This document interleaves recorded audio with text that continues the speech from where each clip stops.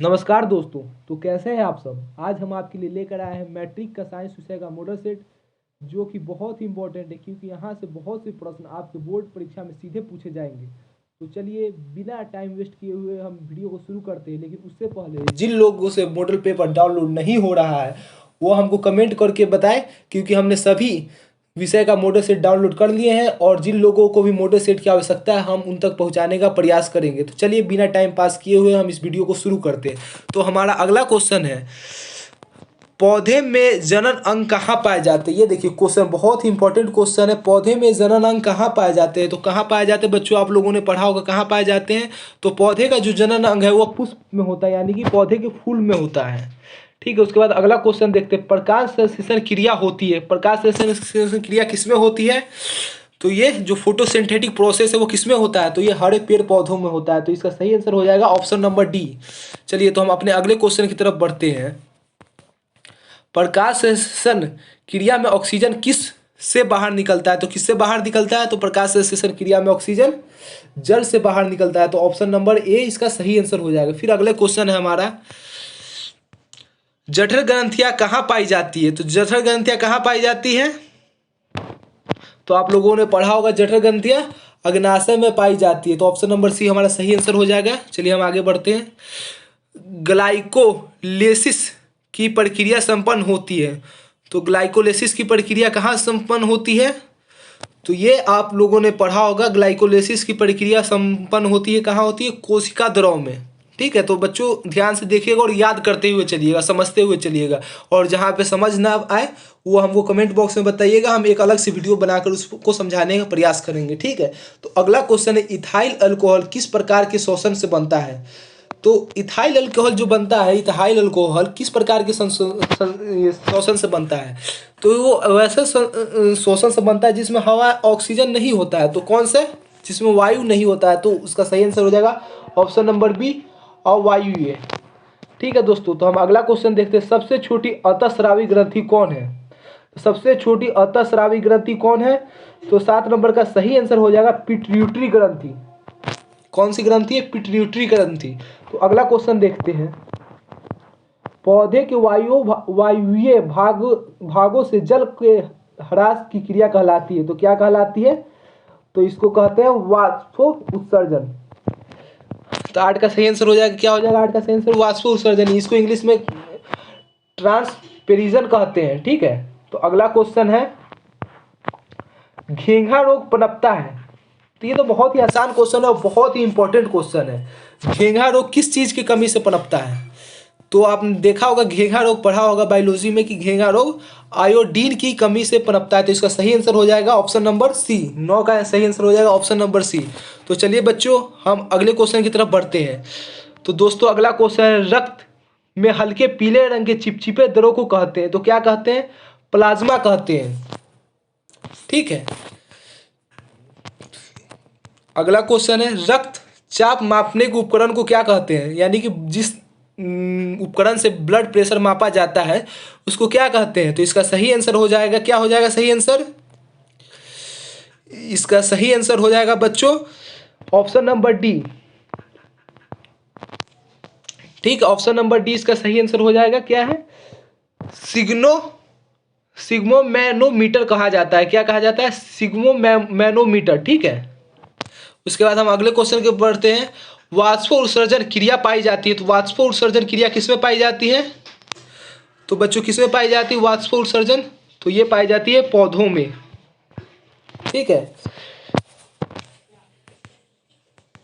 अगला क्वेश्चन, निम्नलिखित में किस में खुला परिसंचरण तंत्र पाया जाता है, तो किसमें खुला परिसंचरण तंत्र पाया जाता है, ऊंट ऑप्शन नंबर ए है, तो ये नहीं, घोड़ा में भी नहीं। उसके बाद अगला है मानव में भी नहीं, तो सही आंसर हो जाएगा ऑप्शन नंबर सी, तिलचट्टा में।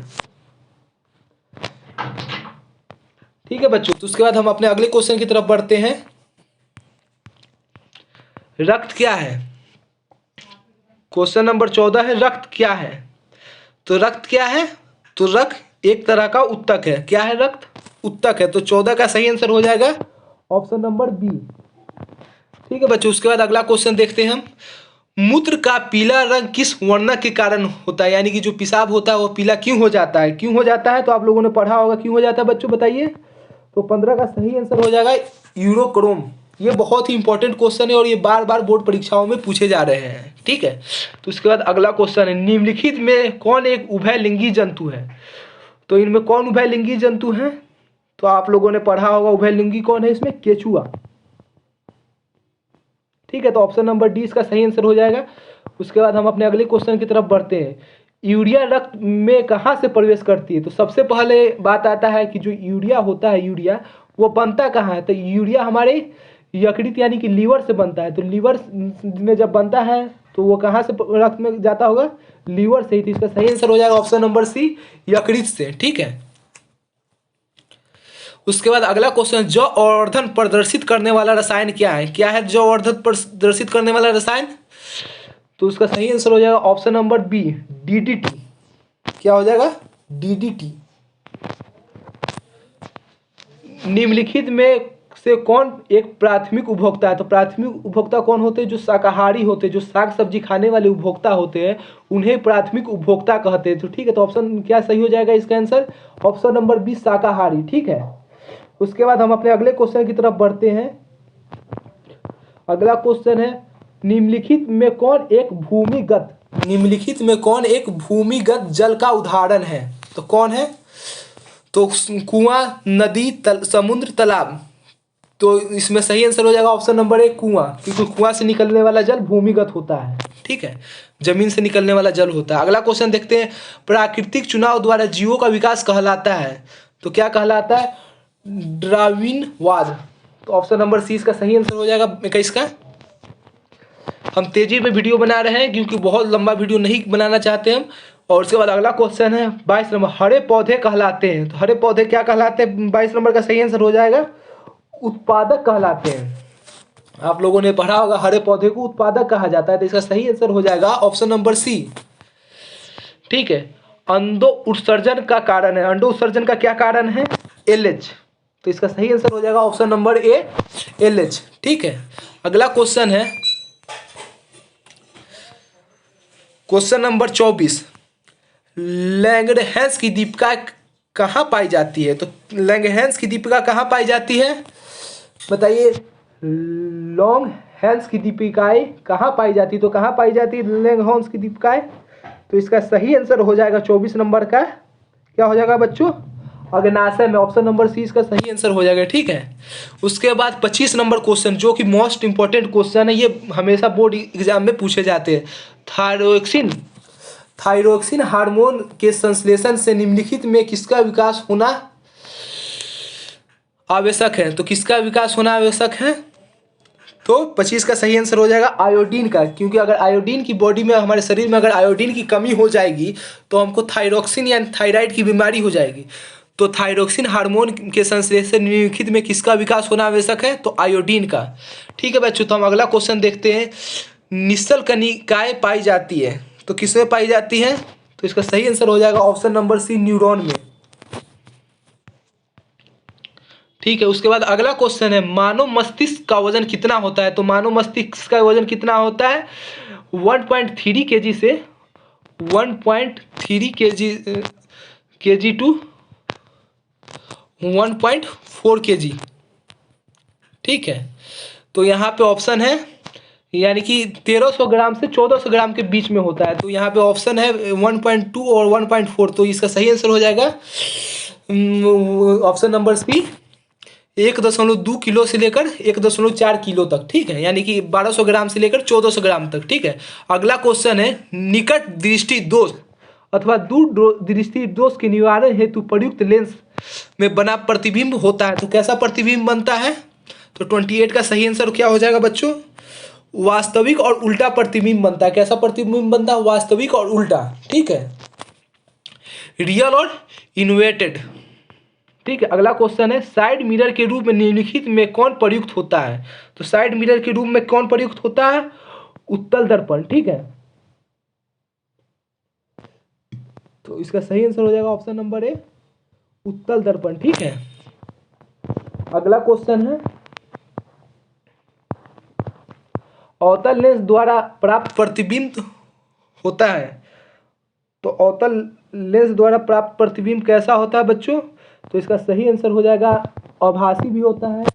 कैसा अवतल लेंस से प्रतिबिंब प्राप्त होता है? वो आभासी भी होता है, सीधा भी होता है और छोटा भी होता है। तो इसका सही आंसर क्या हो जाएगा? ऑप्शन नंबर डी, इनमें से सभी। ठीक है, अगला क्वेश्चन देखते हैं हम अपना।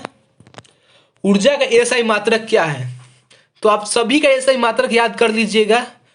जैसे कि बल का एसआई मात्रक न्यूटन होता है, वैसे सभी का एसआई मात्रक याद कर लीजिएगा। लेकिन यहाँ पे ऊर्जा का हमसे सिर्फ पूछा गया, तो ऊर्जा का एसआई मात्रक क्या होता है? ऊर्जा का एसआई मात्रक जो होता है वो जूल होता है। क्या होता है बच्चों? जूल होता है।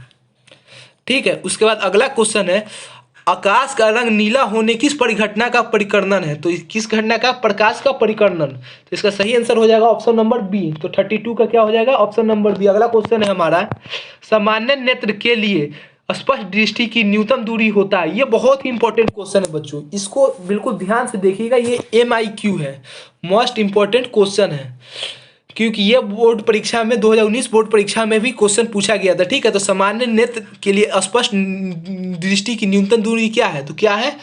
तो इसका सही आंसर हो जाएगा ऑप्शन नंबर सी, 25 सेंटीमीटर। ठीक है बच्चों, तो उसके बाद हम अपना अगला क्वेश्चन देखते हैं।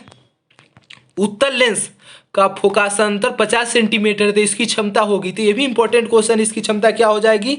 34 का सही आंसर हो जाएगा +2 डायोप्टर। ठीक है, यहाँ पे मैं सॉल्व करके नहीं दिखा रहा हूँ, क्योंकि अगर सॉल्व करूंगा तो वीडियो लंबा हो जाएगा। अगर आपको नहीं समझ में आए तो आप कमेंट करके बताइए, हम इसको सॉल्व करके भी बताएंगे। ठीक है, अगला क्वेश्चन, एक प्रिज्म कितने सतहों से घिरा होता है? तो कितने सतहों से घिरा होता है? तो 5 सतहों से घिरा होता है बच्चों। तो इसका सही आंसर हो जाएगा ऑप्शन नंबर डी। अगला क्वेश्चन, अभिनेत्र लेंस की फोकस दूरी में परिवर्तन क्या जाता है? अभिनेत्र लेंस की फोकस दूरी में परिवर्तन किया जाता है। तो इसका सही आंसर हो जाएगा ऑप्शन नंबर डी, पक्षाम्बी पेशियों द्वारा। ठीक है, उसके बाद प्रकाश का परावर्तन कितने नियम है? तो इसके प्रकाश का परावर्तन हो या प्रकाश का अपवर्तन हो, इन सभी के 2 नियम होते हैं। कितने नियम होते हैं बच्चों? 2 नियम होते हैं। तो सही आंसर हो जाएगा ऑप्शन नंबर बी। ठीक है, उसके बाद अगला क्वेश्चन देखते हैं। फोटोग्राफी कैमरा का अभिदृश्यक होता है। तो क्या होता है बच्चों? फोटोग्राफी कैमरा का अभिदृश्यक होता है। क्या होता है? तो 38 का सही आंसर हो जाएगा सीन, यानी कि उत्तल लेंस। उसके बाद अगला क्वेश्चन देखते हैं, यदि किसी अवतल दर्पण पर लंबवत अपतित हो तो परावर्तन के बाद किरण किस बिंदु से गुजरती है? तो किस बिंदु से गुजरती है? तो फोकस से गुजरती है। ठीक है, तो 39 का सही आंसर क्या हो जाएगा? फोकस से, ऑप्शन नंबर ए। उसके बाद अगला क्वेश्चन देखते हैं हम। 38 के बाद 39 के बाद है 40 नंबर। यदि एक प्रिज्म में एक वर्णी किरण गुजरे तो इसका नहीं होगा। क्या नहीं होगा? जब एक वर्णी किरण मतलब जिसमें एक वर्ण हो, जिसमें सिर्फ एक रंग हो। ठीक है, एक वर्णी किरण मतलब जिसमें सिर्फ एक रंग हो।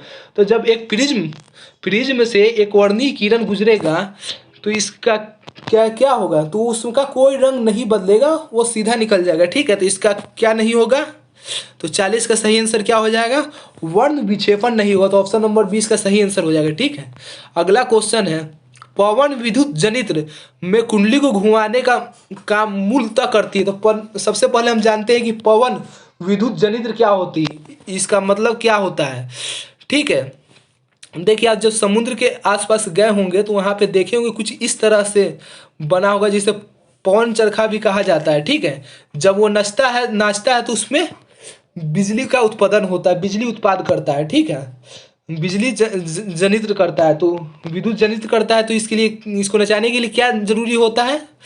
तो इसको नचाने के लिए गतिमान हवा, यानी कि हवा का तेज होना जरूरी है। तो इसका सही आंसर क्या हो जाएगा? Option number C. ठीक है बच्चों, उसके बाद हम अपना अगला क्वेश्चन की तरफ बढ़ते हैं।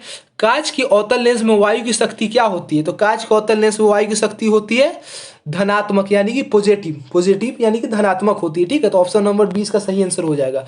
अगला क्वेश्चन देखते हैं, निम्नलिखित में कौन विद्युत का सुचालक है? तो विद्युत का सुचालक कौन है इसमें से? तो 43 का क्या आंसर सही हो जाएगा? ग्रेफाइट जो होता है वो विद्युत का सुचालक होता है। उसके बाद हम अगला क्वेश्चन देखते हैं, वक्र त्रिज्या 1 मीटर के अवतल दर्पण की फोकस दूरी होगी तो इसका फॉर्मूला क्या होता है बच्चों, F बराबर R/2, F बराबर R/2 के फॉर्मूला से बनता है। तो हमारा R जो वर्कता त्रिज्या होता है, तो वर्कता त्रिज्या 1 मीटर दिया था, इसको सेंटीमीटर में जब हम कन्वर्ट करेंगे, सेंटीमीटर में बदलेंगे तो ये हो जाएगा 100 सेंटीमीटर, ठीक है।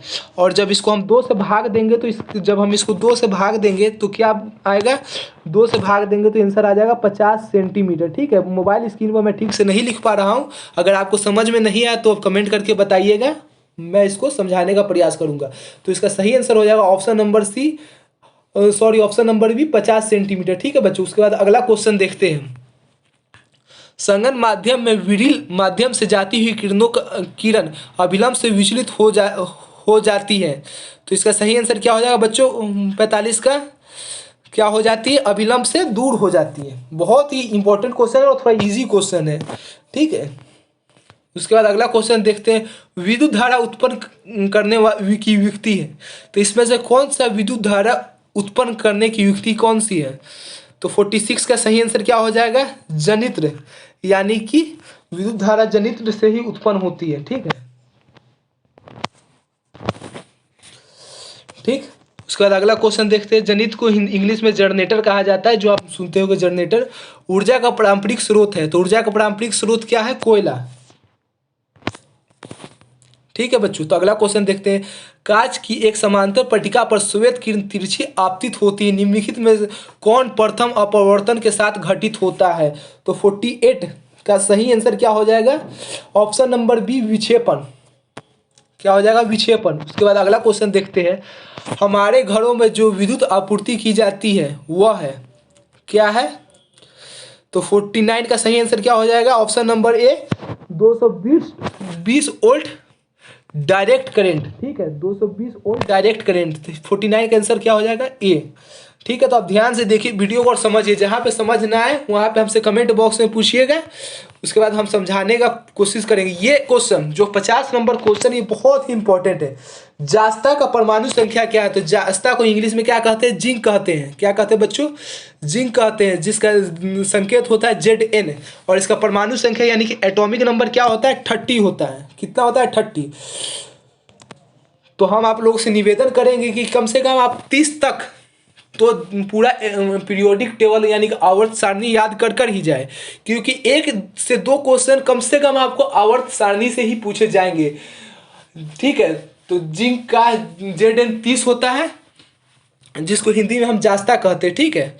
उसके बाद अगला क्वेश्चन है। धोबिया सोडा का रासायनिक सूत्र क्या होता है, यानी कि जो धोबिया वाला सोडा होता है, वॉशिंग सोडा, उसका रासायनिक सूत्र क्या होता है, तो 51 का सही आंसर क्या हो जाएगा बच्चों, Na2CO3 और 10 भाग वाटर के, यानी कि 10 भाग जल का, यानी कि ऑप्शन नंबर ए सही हो जाएगा इसका, ठीक है बच्चों। उसके बाद हम अगला क्वेश्चन देखें। निम्नलिखित में कौन प्रबल क्षारक है, तो इनमें से कौन सा क्षारक है, बताइए कौन प्रबल क्षारक है। 52 का सही आंसर क्या हो जाएगा,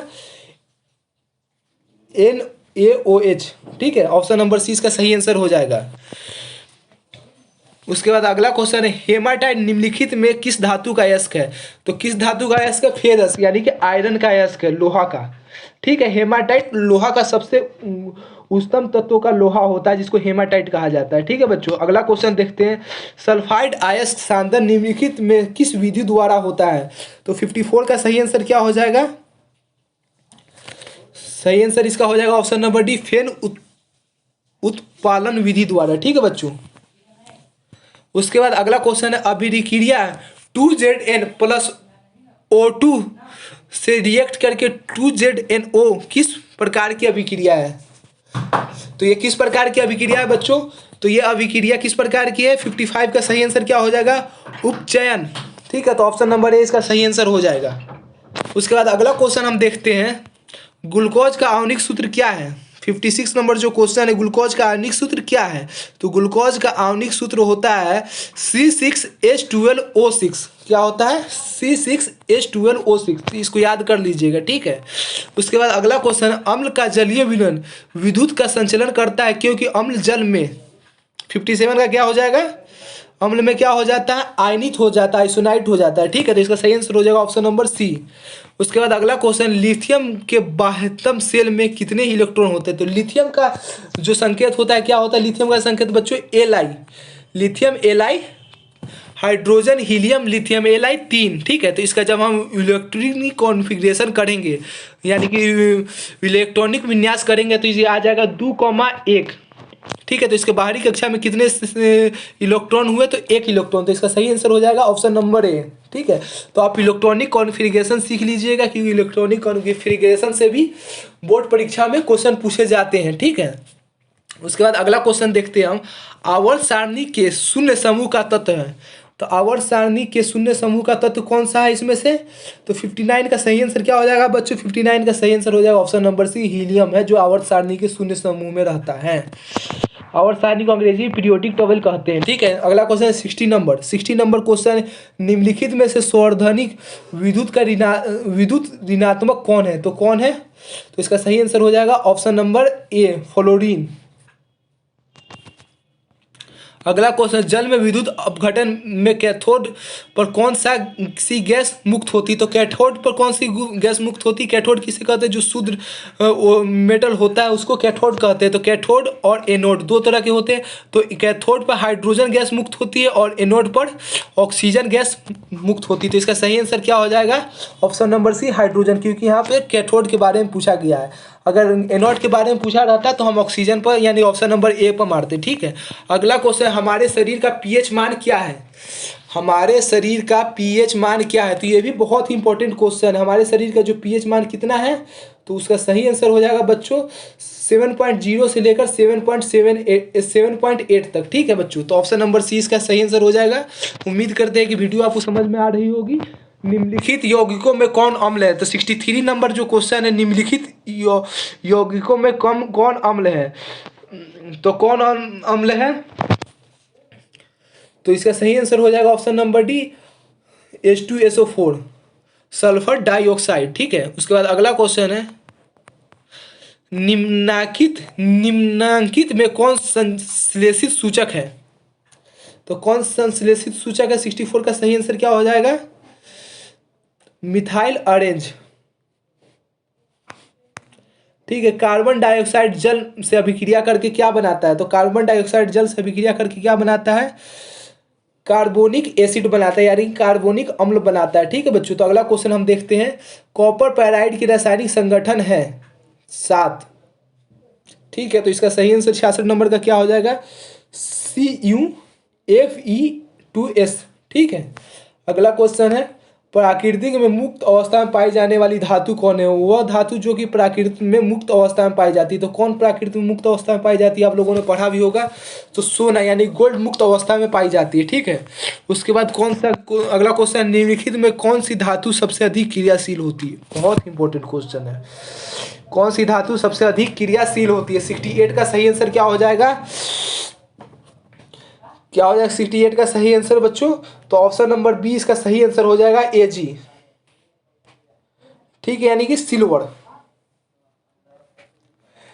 किसी धातु के बाह्यतम सेल की इलेक्ट्रॉनों की संख्या हो सकती है, तो कितनी हो सकती है, 69 का सही आंसर क्या हो जाएगा, ऑप्शन नंबर बी। अब देखिए यहाँ पे है 4, 5, 6 और 7। ठीक है, तो यहाँ पे अधातु पूछा जा रहा है, तो अधातु का मतलब ये होता है जिसके बाहरी कक्षा में 4 या 4 से अधिक इलेक्ट्रॉन हो उसे अधातु कहते हैं, और जिसके बाहरी कक्षा में 4 इलेक्ट्रॉन हो उसको उपधातु कहते हैं। ठीक है, तो अधातु के बाहरी कक्षा में कितने इलेक्ट्रॉन हो सकते हैं, तो 4, 5, 6, 7। आपको हमने पहले भी बताया कि आप इलेक्ट्रॉनिक कॉन्फ़िगरेशन सीख लीजिएगा, इलेक्ट्रॉनिक विन्यास सीख लीजिएगा, जिससे आपकी बोर्ड परीक्षा में काफ़ी हेल्प होगा। ठीक है, उसके बाद अगला क्वेश्चन हम देखते हैं, पीतल निम्नलिखित में से किसकी मित्र धातु है। तो ये बहुत ही आसान क्वेश्चन है और ये बार बार बोर्ड परीक्षा में पूछे जाते हैं।